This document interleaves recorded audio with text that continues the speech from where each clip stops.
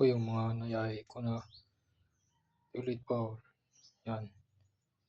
Yan po ay maliit lang na tubo, yung PVC yung malaki na yun. Yung number 5 and number 4 ay ginawan ko lang tumibay siya. Yan to. Yung pangalawa. Pinabasag po ito eh. Hindi ang ginawa ko, dinikitan ko na lang ulit. Sayang din, mahal din eh. Yan. Ulit bowl.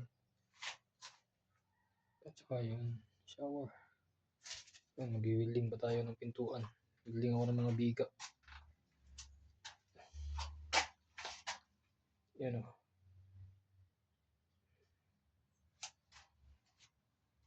Kulang pong yung mga niyan. Praise the Lord. Nagaba pa, hindi pa tapos. Ito muna ang ating unahin. Praise the Lord.